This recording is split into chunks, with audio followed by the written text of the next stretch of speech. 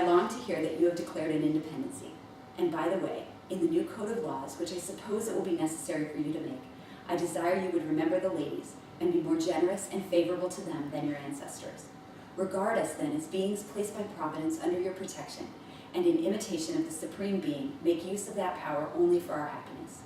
In March of 1776, Abigail Adams wrote to her husband John, who was a delegate in the Continental Congress, as he was preparing to urge his fellow delegates to declare independence from Great Britain. Abigail was thinking ahead to the future laws of the American nation, hoping that they would reflect God's heart in honor of women. Abigail Adams was a Revolutionary-era example of the woman described in Proverbs 31.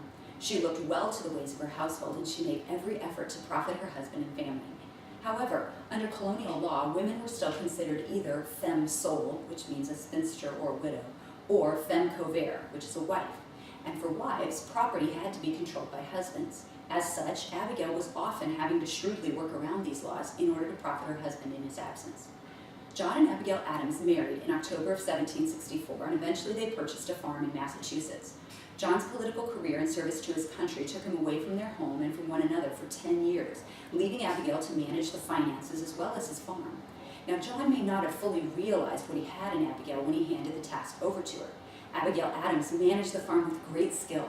One historian notes that she ran the farm more successfully and with a greater profit margin than anyone in the surrounding area. Abigail also used her household resources in service to her country. She allowed militia to practice on their property, and she used her unique vantage point on their land to witness what was happening in the struggle for independence. She reported her observations to the Continental Congress through her husband John, and she became the eyes and ears of the revolution in the Boston area. However, Abigail was more than just a skilled farm manager. John Adams felt that money was to be made in the buying and selling of land. Abigail was an expert at this, but she often had to use her shrewd business skills to accomplish property deals. In the spring of 1782, while John was in France, she purchased 1,650 acres in Vermont. There would be no taxes on the property for 5 years, and the land was beautifully situated between two navigable rivers. It was an ideal property for profitable resale. Abigail said, quote, "Every person of whom I have inquired agrees that it is fine country and will daily become more and more valuable," end quote. The maximum grant, however, per person that was allowed by the state was only 330 acres, and of course, men had to buy it. Abigail, however, cleverly obtained one grant for her husband and one each in the names of 4 straw men who then deeded their tracts to the Adams male children. Her cleverness always benefited her family. Now, sometimes the land was not good. Poverty, she called one property, and she would advise John against purchasing. She was an expert at considering a field before buying it. However, Abigail also knew that when John was away, buying land meant that she would have to be the one to find good tenants, deal with their grievances, help them market their crops, and collect rent. These were difficult tasks and one that were challenging to do alone. So Abigail discovered other resources at her disposal, and she looked well to the ways of her household while John was away.